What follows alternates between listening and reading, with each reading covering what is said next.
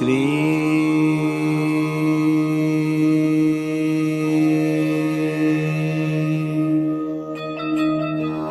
बाबा स्वामी नमो नमः।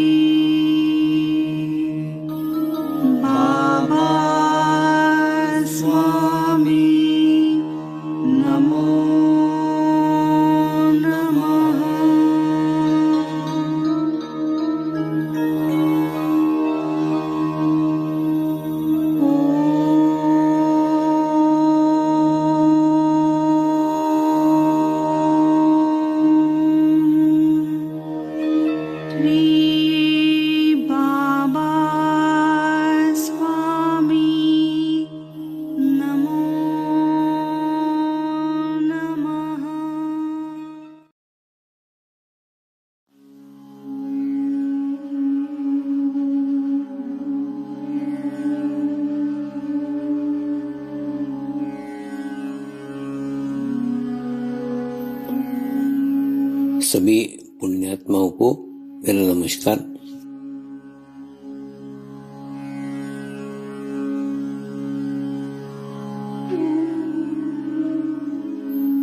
गुरुर्ब्रह्मा गुरुर्विष्णु गुरुर्देवो महेश्वरा गुरु साक्षात् परब्रह्म तस्मै श्री गुरुवे नमः।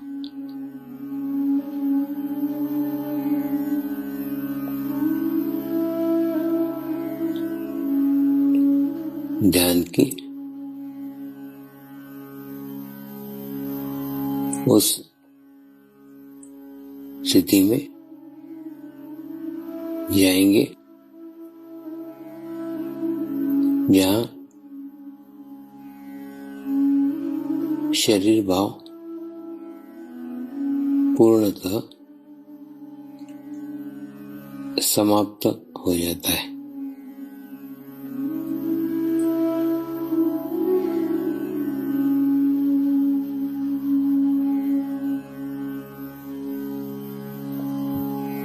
अपने पूरे शरीर को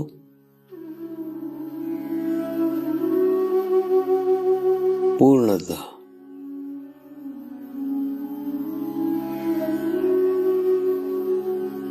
शिथिल छोड़ देंगे, एकदम रिलैक्स हो जाइए।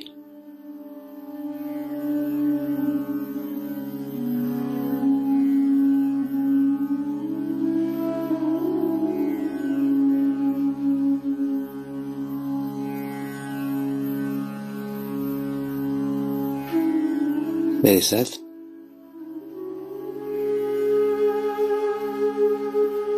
मंत्र का उच्चारण करेंगे।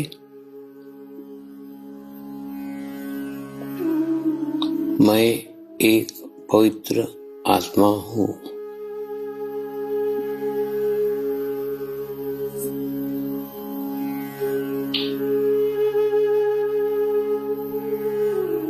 मैं एक शुद्ध आत्मा हूँ।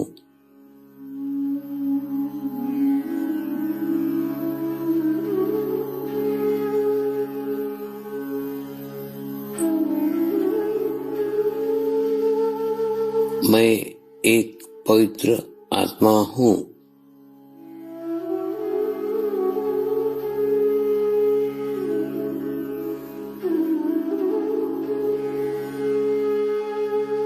मैं एक शुद्ध आत्मा हूँ।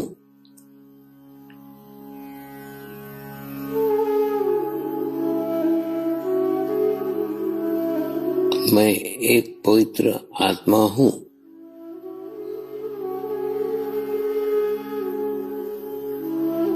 मैं एक शुद्ध आत्मा हूँ।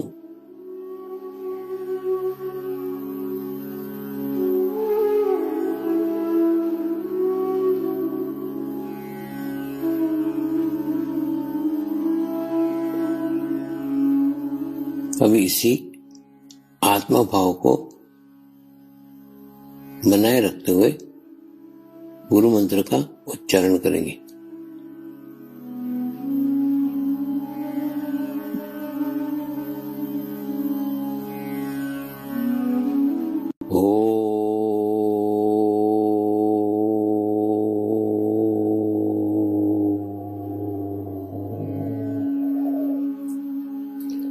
श्री शिव कृपानंद स्वामी नमो नमः।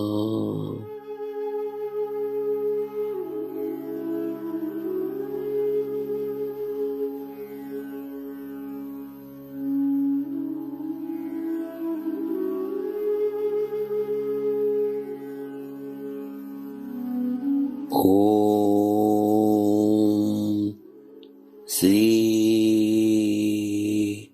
शिव कृपानंद स्वामी नमो नमः।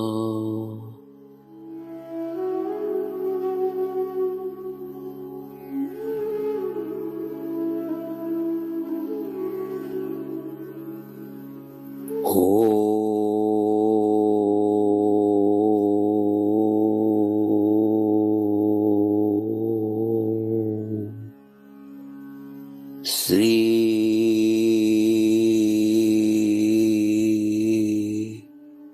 शिव कृपानंद स्वामी नमो नमः।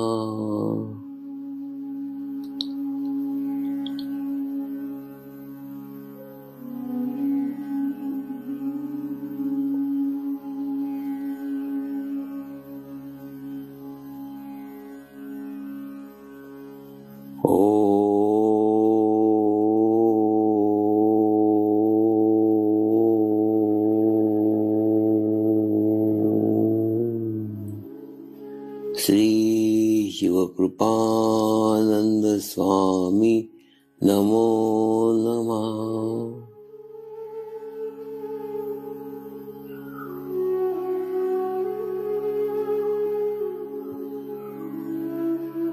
ओम श्री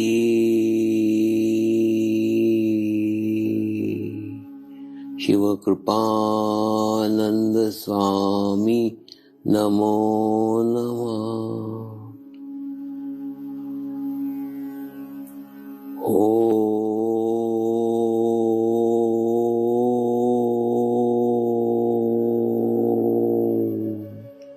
श्री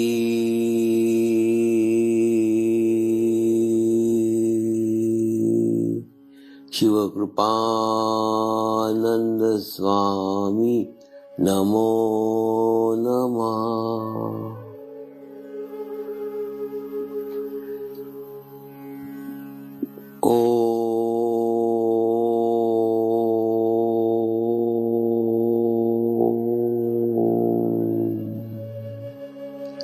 श्री शिव कृपानंद स्वामी नमो नमः।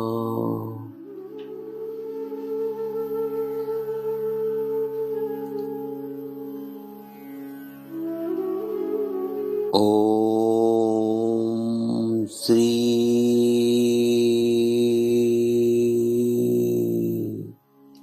शिव कृपानंद स्वामी नमो नमः।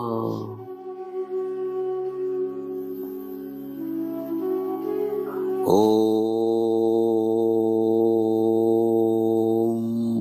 श्री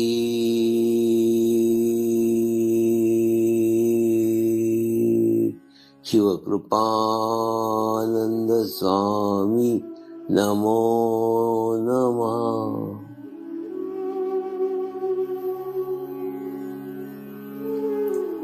अब आप अपना चित्त सहस्त्रार पे रख के थोड़ी देर के लिए ध्यान में जाएंगे।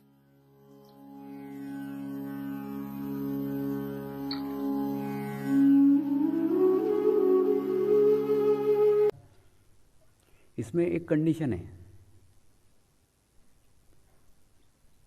मैंने बताया ना, स्त्री शक्ति के बिना समर्पण का कोई कार्य शुरू ही नहीं हुआ है, इसलिए 50% सीट रिजर्व है स्त्री शक्ति के लिए।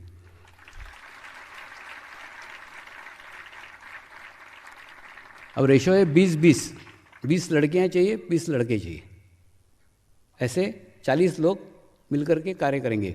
और दूसरा, फिर मैंने बताया, ये युवा परिवार बनाना चाहता हूँ, तो इनको आपस में भाई बहन जैसे ही रिलेशन रखना पड़ेंगे, इनको मैरिज की परमिशन नहीं रहेगी। नहीं तो क्या है, 20 लड़के और 20 लड़कियां आपस में शादी कर ले तो मेरी सीट तो 20 ही हो जाएगी।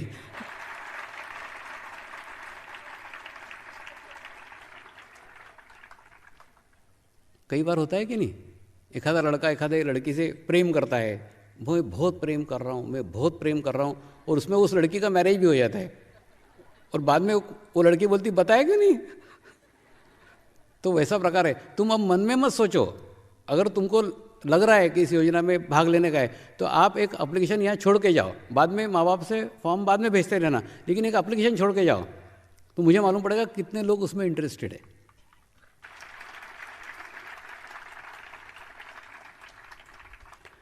दूसरा,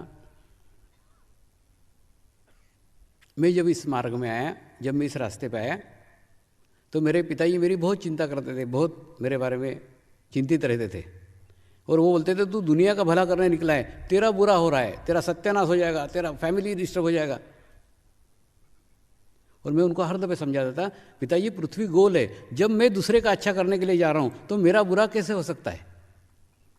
लेकिन वो समझने के लिए उनको काफ़ी साल लगे।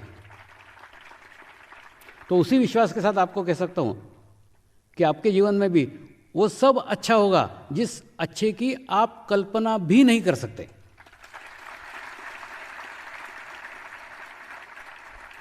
ना आप कर सकते, ना आपके रिश्तेदार कर सकते, ना आपके माँ बाप कर सकते, कोई नहीं कर सकते, क्योंकि वो 40 आदर्श होंगे जिसके ऊपर पूर्ण समर्पण परिवार टिका हुआ होगा।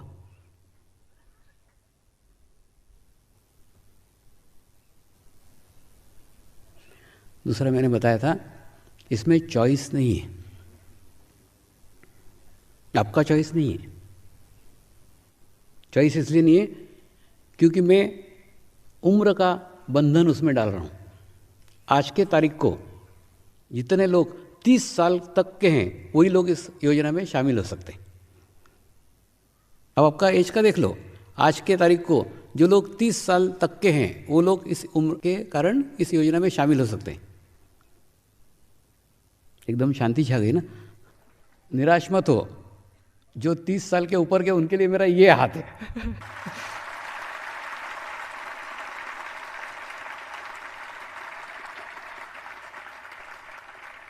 देखो, अच्छा कार्य करना और अच्छे कार्य में योगदान देना दोनों ही एक जैसा है ना। तो मेरे साथ मेरे ये हाथ पकड़ करके इस कार्य में मदद करो। देखो, ये अपनी मजबूरी है, ये मेरी नहीं, समर्पण की मजबूरी है। कैसे बताता हूँ। 800 साल पहले समर्पण ध्यान का प्रारंभ हुआ था और एक गुरु ने पूरे जीवन काल में एक गुरु ने एक शिष्य को चुन करके वो सारा ज्ञान, सारा अनुभव उस शिष्य को दे दिया। और उसको भी कुछ नहीं था, उसने भी पूरे जीवन काल में सिर्फ एक शिष्य का चुनाव किया और वो अपना सारा ज्ञान उस एक शिष्य को दे दिया। ऐसा करते करते करते 800 साल से चला आ रहा था। तो 1 रुपया प्राप्त करना आसान है, 1 रुपया संभालना आसान है, 1 रुपया किसी को देना आसान है, क्योंकि 1 रुपया है। तो अभी तक बहुत आसान कार्य था, क्योंकि पूरे जीवन काल में सिर्फ एक व्यक्ति को चुनना और उस व्यक्ति को पूर्णतः अपना सर्वस्व दे देना आसान था। लेकिन अब आसान नहीं हो गया ना। अब 1 रुपये के मैंने 100 पैसे कर डाले हैं। अब जब तक एक एक पैसा 100 लोग नहीं संभालते तब तक 1 रुपया संभाला नहीं जा सकता।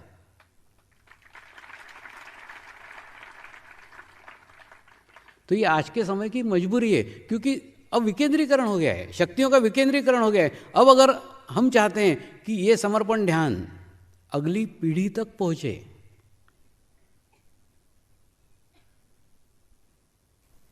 तो हमको वो अगली पीढ़ी को सौंपना पड़ेगा।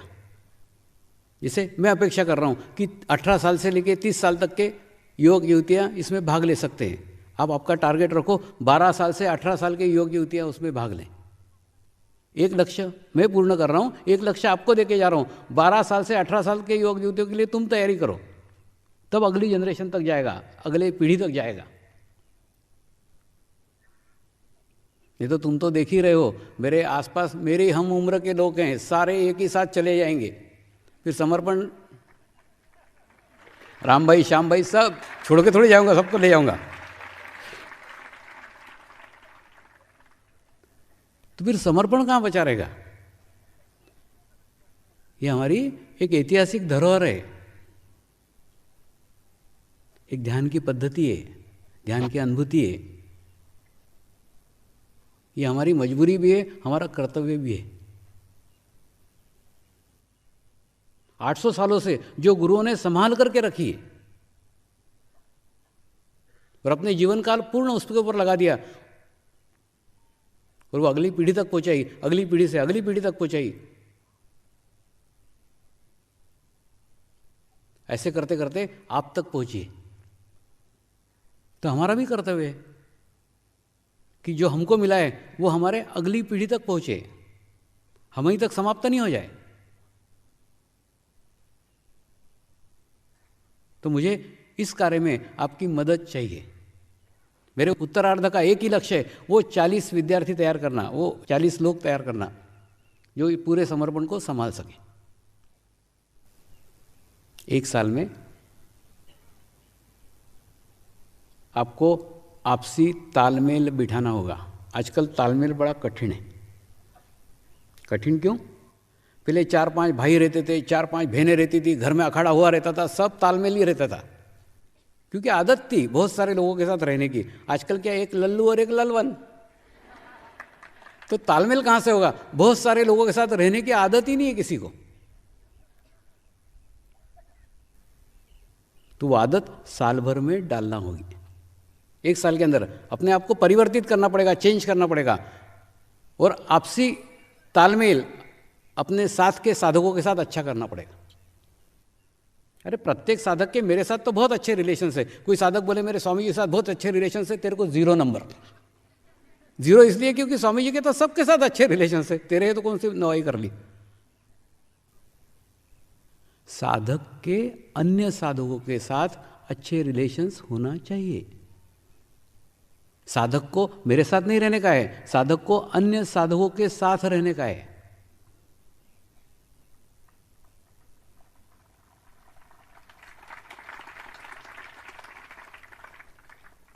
और अगर पति पत्नी है तो उनमें से जो 30 साल से कम है वो इसमें आ सकता है, मतलब लेडीज चांसेस ज़्यादा है। और इसके बारे में के मन में कोई शंका, कुशंका, आशंका मत रखो। कुछ भी हो तो पूछो, क्योंकि ये शंका, कुशंका, आशंका हमको वृद्धिगत नहीं होने देती, डेवलप नहीं होने देती।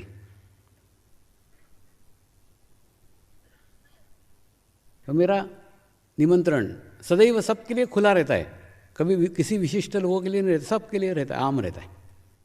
जैसे आज से 7 साल पहले मुंबई में भी खुला आमंत्रण दिया था, मुझे बाबा स्वामी मल्टीमीडिया बनाना है। कौन हाथ उठाता है, कौन पकड़ता है? वो जयेश बंडी ने पकड़ा। अब देखो बाबा स्वामी मल्टीमीडिया कैसेट और किताबों तक पहुंच गए, वो दूसरों को स्पॉन्सर कर रहा है। एक उदाहरण दे रहा हूँ, सिर्फ मेरे एक शब्द के ऊपर वो जयेश ने दांव लगाया और कहाँ से कहाँ पहुँच गए।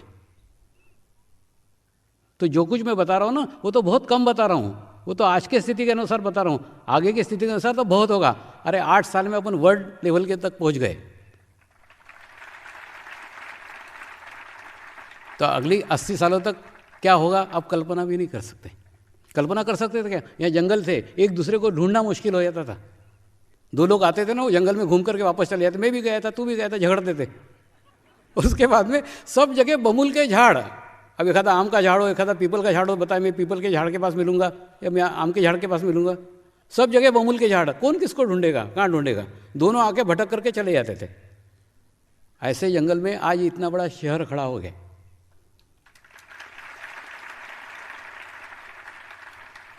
तो प्रगति की रफ्तार क्या है, कितने स्पीड से हो रहा है, उसकी हम कल्पना भी नहीं कर सकते, हमारे कल्पना से भी बाहर है। इसका कारण यह है कि हम सामूहिकता से अनभिज्ञ हैं, हमें पता नहीं है कितनी कलेक्टिविटी, कितनी सामूहिकता है, कितने देशों में कितने साधक हैं, हमको पता ही नहीं है, हमको मालूम ही नहीं, वहाँ कार्य हो रहा है, कार्य चल रहा है, लेकिन उसकी सारी जानकारी हम तक नहीं पहुँच पाती, या हम वहाँ तक नहीं पहुँच पाते। और उसी सामूहिकता की संख्या के कारण कार्य का विस्तार एक झड़प के साथ, एक गति के साथ हो रहा है।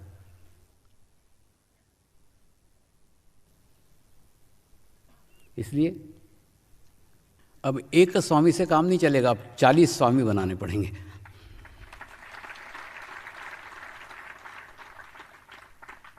उनका एक ही उद्देश्य होना चाहिए, मुझे जो गुरु से मिला है वो मुझे अगले पीढ़ी तक पहुंचाने का है, बस इसी के लिए पूर्ण समर्पित जीवन चाहिए, बस।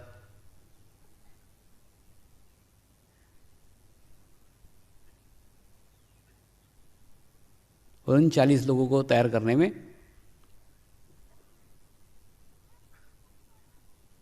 मैं मेरा उत्तरार्ध लगाने वाला हूं,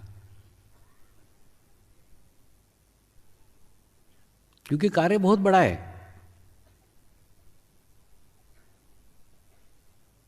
कार्य की विशालता हमारे कल्पना से भी बड़ी है, हम जितना सोच नहीं सकते उतना हो जाता है। आपको भी कई साधकों का अनुभव आए होंगे, अरे ये तो हो गया, ऐसा होगा पता ही नहीं, हो गया। अभी हाल ही की घटना बताता हूँ, मैं अजमेर दौरे पे गया था, मुझे 4 मैदान दिखाए गए और एक बहुत अच्छा पटेल स्टेडियम था। वो बोले ये बहुत अच्छा तो है लेकिन ये मिलेगा नहीं। मैं बोले चलो देख तो लेते हैं, और वहाँ देखने के लिए गए, आज वो मिल गया है। तो अजमेर महाशिविर पटेल स्टेडियम में होने वाला है।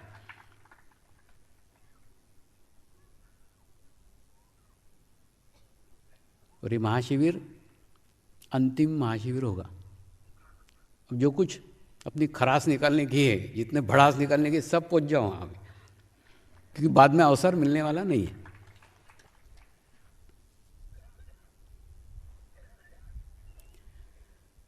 अब उसके बाद में हर दिसंबर को हम यही महाशिविर किया करेंगे, बस।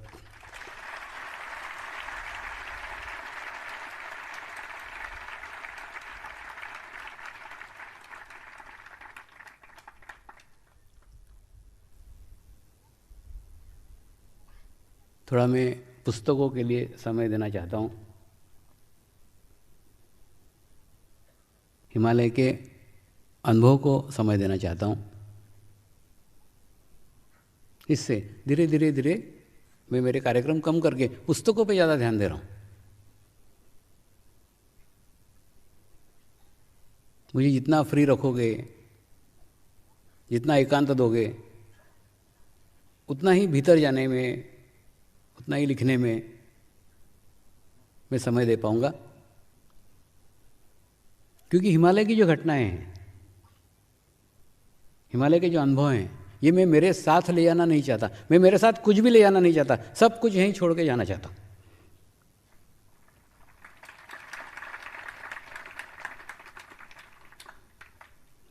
तो एक पुस्तक अभी आपके हाथ में आई है, अभी 18 पुस्तकें आने की।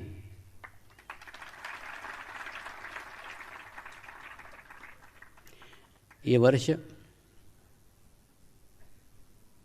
जैसे युवा वर्ष के रूप में मनाया, ठीक वैसा ही अगला वर्ष महिला वर्ष के रूप में मनाया जाएगा।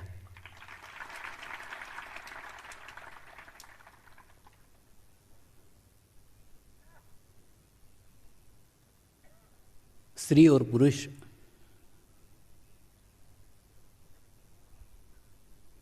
इस संसार रूपी गाड़े के 2 चक्के हैं, 2 व्हील हैं। जैसे हम साइकिल चलाते कि नहीं, तो साइकिल चलाते समय अगर अगले चक्के में थोड़ी हवा कम हो गई तो हम उसमें तुरंत हवा भरते हैं ताकि हमारी साइकिल अच्छे से चल सके। तो हम अगले चक्के पे उपकार करते क्या? तेरे अंदर मैंने हवा भर दी, तेरे ऊपर उपकार किया, नहीं। इसलिए ताकि हमारी साइकिल अच्छे से चल सके। ठीक उसी प्रकार से स्त्री शक्ति का सम्मान करके, स्त्री शक्ति को रिस्पेक्ट करके, स्त्री शक्ति को आगे बढ़ा करके हम उसके ऊपर कोई उपकार कर रहे हैं क्या? नहीं। अरे बाबा, ये वो चक्का है जिसमें हवा कम है, तो भरना ही पड़ेगी ना।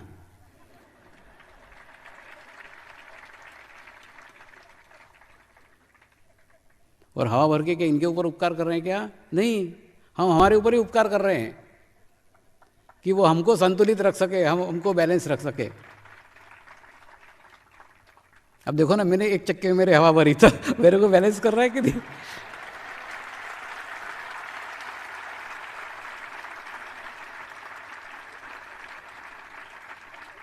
तो ऐसे प्रत्येक जन अपने अपने चक्के में हवा भर लो ताकि तुम्हारी साइकिल अच्छे से दौड़ सके। क्योंकि संतुलन की, बैलेंस की बहुत आवश्यकता है। एक दूसरा, ये हम कर रहे हैं ऐसा नहीं, अंतर्राष्ट्रीय स्तर पे भी महिला वर्ष मनाया जाता है। इसका उद्देश्य महिलाओं को वो स्थान दिलाना है, वो जगह दिलाना है जो उनको प्राप्त नहीं है। दिलाना है मतलब क्या? वो स्थान नहीं है इसलिए दिलाना है। और दूसरा, उसको प्रतिद्वंदी की तरह मत देखो कि महिलाओं को दे रहे हैं तो हमको क्यों नहीं दे रहे हैं। ऐसे कई बार साधक मुझे पूछते, स्वामी ये स्त्री शक्ति करते, पुरुष क्या शक्ति भी नहीं क्या?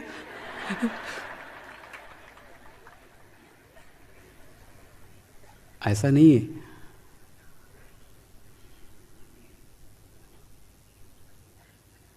वास्तव में पुरुष माध्यम है और शक्ति तो स्त्री ही है। सिर्फ उसको उसका एहसास दिलाने की, उसको उसका सम्मान करने की, उसको उसके समकक्ष रखने की आवश्यकता है। और स्त्रियों को संगठित होने की आवश्यकता है। महिला वर्ष में अगले बार यही प्रण करो कि मैं किसी स्त्री की बुराई नहीं करूंगी, सारी बुराइयां खत्म हो जाएगी। होता है कि नहीं? हम झाड़ काटते हुए देखते हैं तो झाड़ का काटने के लिए जो लकड़ी का डंडा रहता है ना, उसी को कुल्हाड़ी लगा करके झाड़ को काटा जाता है। तो पुरुषों को तो बाजू में रखो, कम से कम स्त्री का आपस में संबंध अच्छा होना चाहिए, आपस में रिलेशन अच्छे होना चाहिए। अब नियम बनाओ ना अगले साल, इस साल से बनाए तो चलेगा अभी से, कि मैं किसी स्त्री के दोष नहीं देखूंगी, किसी स्त्री की बुराई नहीं करूंगी। इतना कर लो ना तो भी बहुत चेंज आएगा। मेरे पास जितनी क्या बोलते हैं ना महिला साधिकाओं के लेटर आते हैं, उनमें साधिकाओं की कंप्लेंट रहती है, किसी पुरुष का उल्लेख नहीं होता। तो जब तक तुम आपस में संगठित नहीं होते, जब तक तुम आपस में संतुलित नहीं होते, जब तक तुम आपस में बैलेंस नहीं हो सकते, तब तक तुम्हारी प्रगति कैसे हो सकती है? और मेरे कहने में और होने में कोई अंतर नहीं है। जो कहता हूं वो होता है।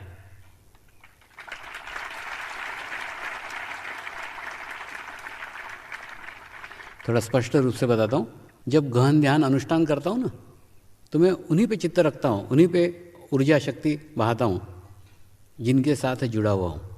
तो 9 जनवरी 2009 से 23 फरवरी 2009 तक संपूर्ण स्त्री शक्ति पे ही चित्त रहेगा। जितना लाभ ले सकते उतना लो।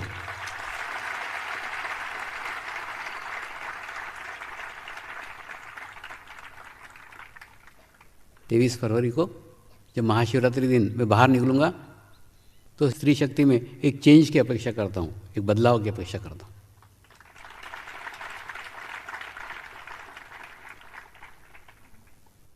दूसरा, ये 45 दिनों में प्रत्येक साधक को चैतन्य प्राप्त होता है, प्रत्येक साधक को वाइब्रेशंस मिलते हैं। लेकिन कुछ लोग उसको पकड़ पाते हैं, कुछ लोग नहीं पकड़ पाते हैं। तो क्या गलती हुई थी और क्या गलती नहीं करने का है वो बताता हूँ। क्या होता है, कई बार 45 दिनों के अंदर एक दिन, एक क्षण उसके भीतर का भी तत्व जागरूक होता है और उसका संबंध मेरे साथ स्थापित होता है, और होने के बाद में वो सामूहिकता के साथ जुड़ जाता है और उसको बहुत अच्छे वाइब्रेशंस फील होते हैं। उस दिन एकदम आकाश में उड़ता है वो। लेकिन फिर बदलाव क्या होता है, मेरी आज बहुत अच्छी स्थिति हो गई, आज मेरे को बहुत अच्छे वाइब्रेशंस आए, मेरी स्थिति, मेरे वाइब्रेशंस मैं करते करते फिर मैं हो जाता है। और उसके बाद में फिर बाकी 45 दिन में उसको कभी भी वाइब्रेशंस नहीं आते और कभी भी वो स्थिति नहीं मिलती। ऐसा क्यों होता है? ऐसा इसलिए होता है कि ये मेरी स्थिति, मेरे वाइब्रेशंस, मेरा मेरा मेरा करके वो सामूहिकता से अपने आप को अलग कर लेता है, कलेक्टिविटी से अलग कर लेता है, और अलग करने के बाद में वाइब्रेशन समाप्त हो जाते हैं। एक दिन की चांदनी, फिर अंधेरी रात। तो उसका तरीका ये है, उसका मार्ग ये है, जब भी कभी अच्छे वाइब्रेशंस महसूस हो, ये कभी मत समझना मेरी स्थिति बहुत अच्छी हो गई इसलिए वाइब्रेशंस आए। अरे वो तो परमात्मा की करुणा है, जब बरसे तब बरसे, तू तैयार होना चाहिए।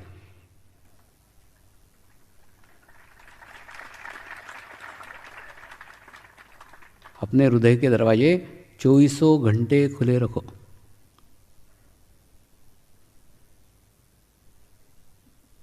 कृपा न खरीदी जा सकती है, न बेची जा सकती है, न पाई दी जा सकती है, न दी जा सकती है। वो खुद ब खुद प्राप्त हो जाती है, सिर्फ अपने दरवाजे खुले होना चाहिए। तो 45 दिनों में जब भी ऐसी स्थिति प्राप्त हो, उसके साथ जुड़ जाओ। हे गुरुदेव, आपके करुणा में स्थिति मिली है, ऐसी स्थिति निरंतर बनाए रखिए। प्रार्थना करते जाओ, प्रेयर करते जाओ, जुड़ते जाओ, पकड़ते जाओ, एक लेयर से दूसरे लेयर, दूसरे लेयर से तीसरे लेयर। वो लहरें ही आपको भीतर समुद्र में ले जाएगी। लहर को छोड़ो मत।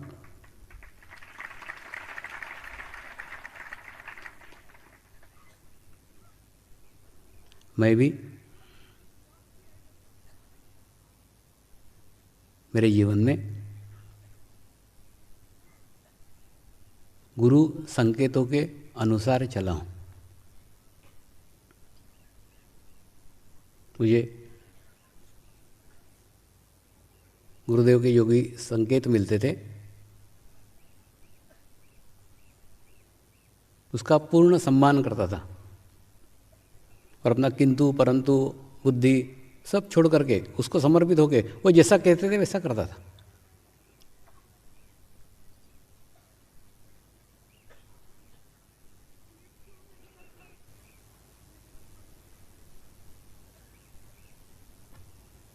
गुरुदेव ने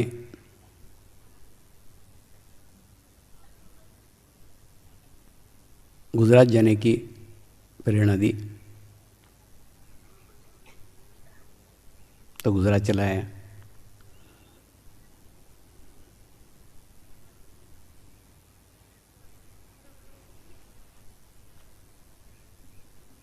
क्यों जाने का है, क्या जाने का है, वहाँ क्या है, कुछ नहीं सोचा।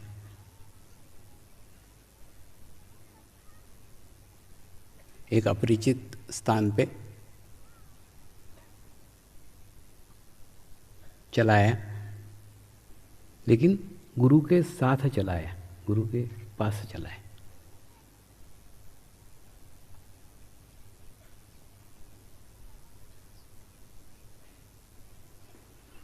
बाद में दांडी में आया, यहाँ ध्यान किया,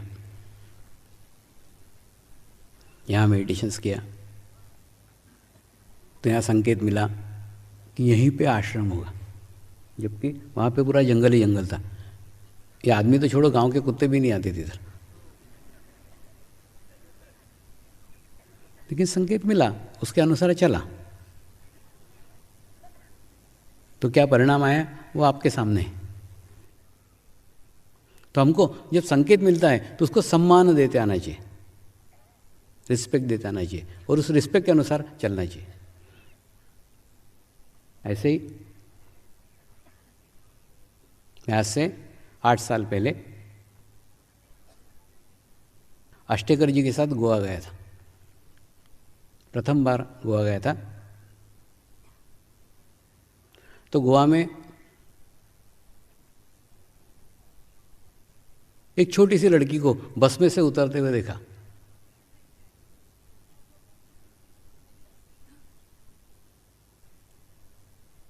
और भीतर कहीं ऐसा लगा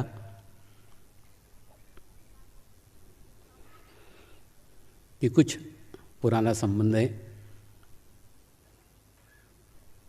और मुझे संकेत मिला कि यही तेरी बहू बनने वाली है।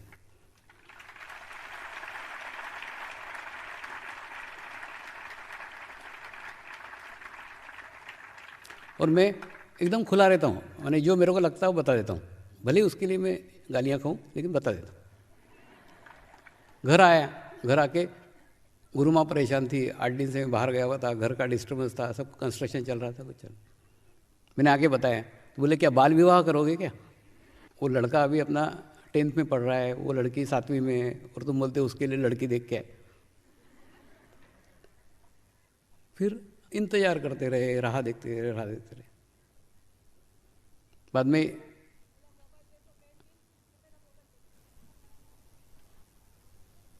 गुरु माँ ने कहा, हम उस ईश्वरीय प्रेरणा को सम्मान देते हुए आगे तो बढ़ के देखते हैं, अगर सफल हो गए तो ठीक है, नहीं सफल हुए तो भी ठीक है, लेकिन हमने उसको रिस्पेक्ट नहीं दिया, हमने उस संकेत को नहीं समझा, हमने उस संकेत का सम्मान नहीं किया, ऐसा नहीं है। चलो करके देखते हैं। ऐसा करके वो लड़की के माँ बाप से बात की, और माँ बाप को भी बताया कि ये हमको संकेत मिला इसलिए बता रहे हैं, तुमको मानना हो तो मानो, नहीं मानना तो मत मानो। लेकिन वो दोनों तैयार हो गए। फिर वो लड़की से बात की, वो लड़की भी सहर्ष तैयार हो गई, लेकिन लड़के से बात ही नहीं की थी।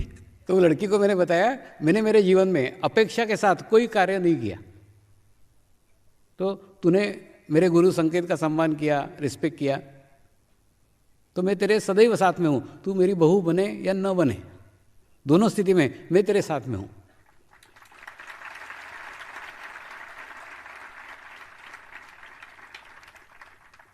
लेकिन बाद में लड़के को पूछा, लड़के को बताया, तो लड़के ने भी सहर्ष उसके लिए सम्मति दे दी। तो मेरे घर में ही एक शादी फिक्स हुई है, वो मेरे युवा वर्ष के मुझे तोहफा है।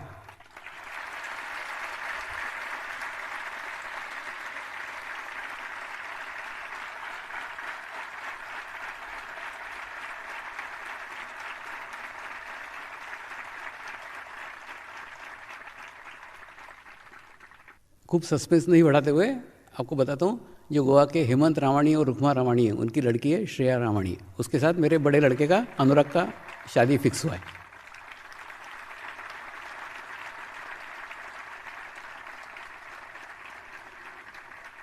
दोनों अभी पढ़ रहे हैं, वो बीकॉम कर रही है, ये इंजीनियरिंग कर रहा है। लेकिन आजकल होता है कि नहीं, इंजीनियरिंग कॉलेज में नौकरी बड़ी बड़ी कंपनियाँ जाके पहले स्टॉल लगा लेती है कि पहले बुक कर देती है, अगले साल जब तुम इंजीनियर होंगे हमारे यहाँ नौकरी करने को आना। तो वैसा अपन ने किया है कि 1 साल पहले ही बुक कर दिया। मैंने बोला शादी थोड़ी अभी करो, शादी अगले साल करो, लेकिन बुक तो कर दो अभी, तो समय के अनुसार चलें। गुरु संकेतों की बात करते करते मैं भी आपको एक संकेत दे रहा हूँ, शादी की उम्र क्या होनी चाहिए। उसकी उम्र होगी 24, वो लड़की की उम्र होगी 20। यही सही समय है शादी करने का, क्योंकि जो हम पुण्य आत्माओं की कल्पना करते हैं, वो कल्पना साकार होने के लिए पति पत्नी की सामूहिक साधना की आवश्यकता है। साधना करने के लिए समय चाहिए, समय तभी होगा जब शादियां जल्दी होगी। तो एक आपको भी संकेत देना चाहता हूँ, आपको भी मैसेज देना चाहता हूँ, किस उम्र के अंदर शादी होना चाहिए। तो आज उन्हीं की सगाई की रस्म आप सबके सानिध्य में संपन्न होने जा रही।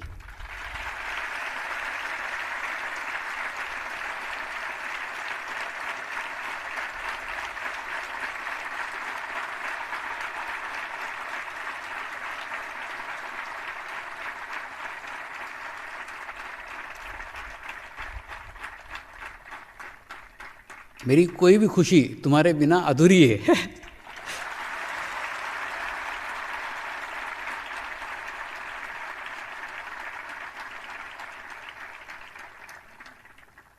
नमस्कार।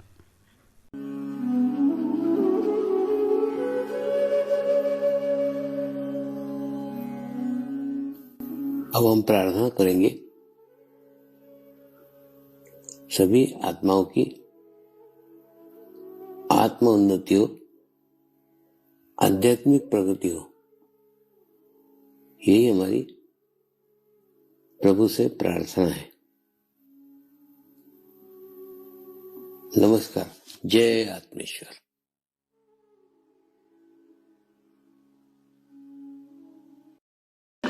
शांति पाठ करेंगे। ओम द्योः शांति अंतरिक्षगम शांति पृथ्वी शांति रापः शांतिरौषधयः शांति वनस्पतयः शांति विश्वे देवाः शांति ब्रह्म शांति सर्वगं शांति शांतिरेव शांति क्षमा शांतिरेधि। ओम शांति शांति शांति सर्वारिष्ट सुशांतिर्भवतु।